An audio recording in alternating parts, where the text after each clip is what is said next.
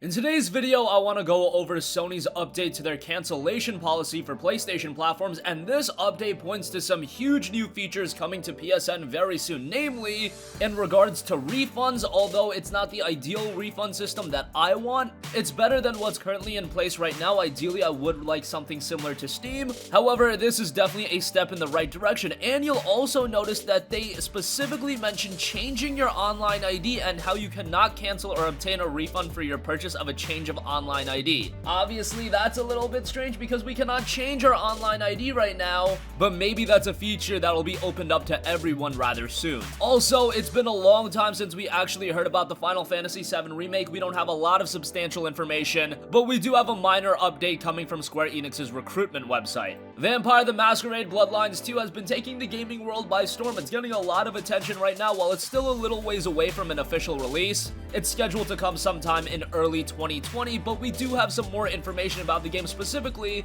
that it's expected to last around 20 to 30 hours, and the voice cast is harkened as ridiculously good.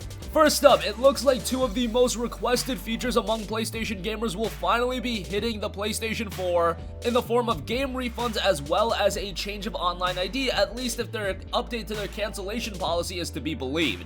I mean, this is directly coming from PlayStation's official website, so here we go. As far as refunds go, you can cancel a digital content purchase within 14 days from the date of purchase and receive a refund to your PSN wallet, provided that you have not started downloading or streaming it. Digital content that you have started downloading or streaming and in-game consumables that have been delivered are not eligible for a refund unless the content is faulty. You can cancel your purchase of a season pass within 14 days from the date of purchase and receive a refund to your PSN wallet, provided that you have not started downloading or streaming any of the digital content included in the season pass. So that's a little bit of a bummer. Yes, you can get a refund for your game if you buy something, but you can't even as so much to download the game. You can't even start the download, and God forbid you start playing the game. At that point, a refund will no longer be available to you unless the game itself is faulty in some way. For comparison's sakes, to let you guys know how Steam does it, the top PC games platform, you can buy a game right now, and you have a window of 2 hours to play that game. If you don't like that game within that 2 hours, you can request a refund. It's all done through Steam, and it's an automated system.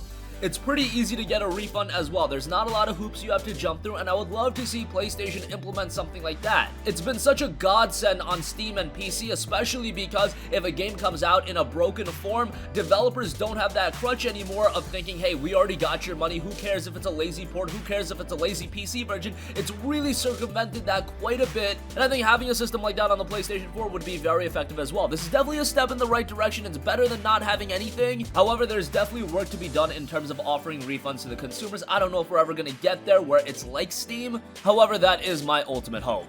As far as pre-orders are concerned, you may cancel a pre-order of digital content at any time before the release date and receive a refund to your PSN wallet. If the release date has passed, you can still change your mind and request a refund to your wallet up to 14 days after payment was taken for the pre-order, provided that you have not started downloading or streaming the content to your device. So that's pretty typical. I believe you could have done that in the past. Also, you can request refunds for subscription services. You can cancel your purchase of a subscription to PlayStation Plus, PlayStation Now, or Spotify Premium service and request a refund to your PSN wallet within 14 days from the initial transaction date.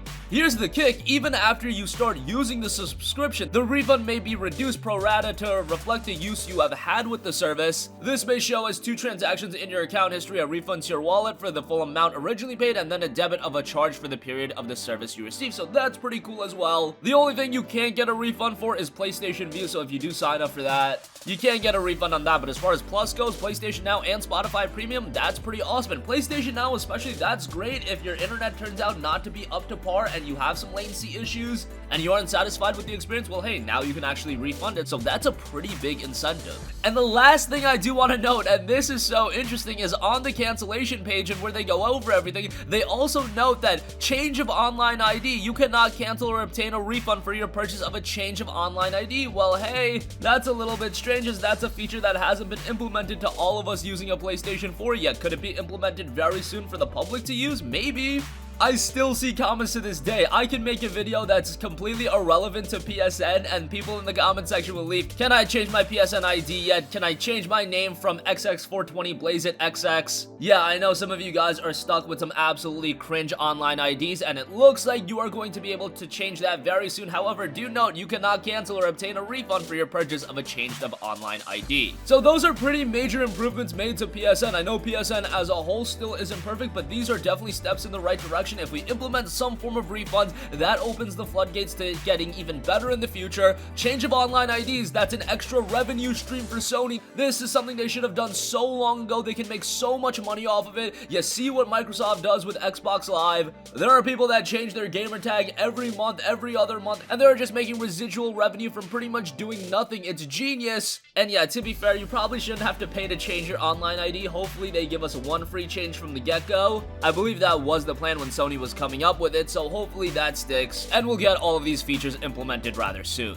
Moving on from that, one game that I want to hear about rather soon is Final Fantasy VII The Remake. This game was announced all the way back in 2015, then we got that one gameplay trailer at the end of 2015, but since then, it has been absolutely quiet. But we have gotten some minor updates to Square Enix's recruitment websites that point to some information about the title. Naoki Hamaguchi, who we previously knew as the project lead on Final Fantasy VII Remake, is now a co-director on the title, an update to Square Enix's recruitment page for the title reveal. That means Hamaguchi and previously known director Tetsuya Nomura now share the same role as the co-director. Additionally, Square Enix's former 5th division led by Final Fantasy XIV producer and director Naoki Yoshida is now known as the 3rd development division, and here's the kicker, he is working on a new title for the next generation. What this game is, I don't know. Yoshida did provide a statement as well, saying based on the former 5th business division, the newly established 3rd development division has started work on a new key project following Final Fantasy XIV, taking up a challenge for the next generation. This project has already finished early development as well as preparation for the development environment and is now moving into the full-blown large-scale development phase. The new project is seeking developers who want to deliver both fun and enjoyment to the world as well as surprise. If you want to challenge the world market, then we look forward to your application. Who knows what this game is, but speaking of next generation and the Final Fantasy VII Remake, I think there is a very slim chance that the Final Fantasy VII Remake actually releases on the PlayStation 4.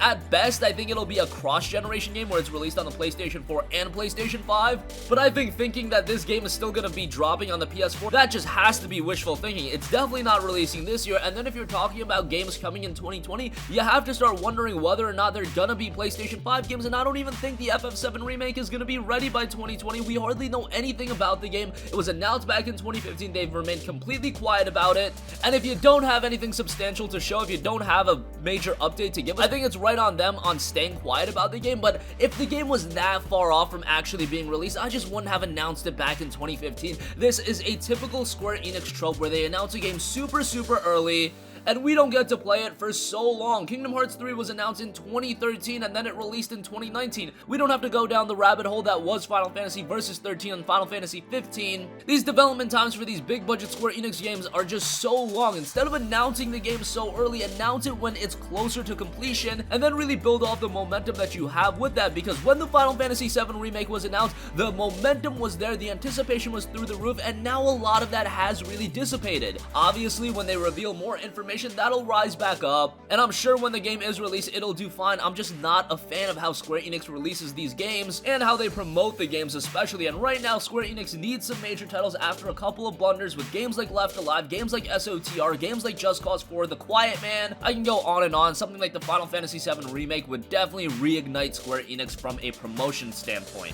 Okay, and lastly, I do want to give you guys an update on one of my more anticipated games going into 2020. Yes, a long ways away, but Vampire the Masquerade Bloodlines 2 has been announced, and that game is shaping up to be really good. And a couple of tweets were sent out to Hardsuit Labs asking about specifics about the game, and they responded with some pretty big information about the title. One person asked, will the game be longer than the first one or around the same length? Hardsuit Labs responded saying, depends on your playstyle, but we think the average time will be around 25 to 30 hours for one playthrough. I imagine that if you take your time, you do some of the side content, but maybe you don't delve into the world completely and do absolutely everything, go for that platinum trophy, whatever the case may be. That person also asked, and that's doing the main story, but also doing a decent amount of the side quests, Hardsuit Labs said, yep, we have other interesting things in the world worth exploring, and of course we are encouraging multiple playthroughs because of the branching narrative, just like the first game. So this is a game that once again will lend itself to multiple playthroughs. Somebody also tweeted Kai Clooney, the creative director at Hardsuit Labs, and said, I can't confirm any actors yet, but I can confirm it might be one of the best VO casts of all time, speaking in regards to Vampire the Masquerade Bloodlines 2. He responded saying, I can confirm this confirmation, it's a ridiculously good cast.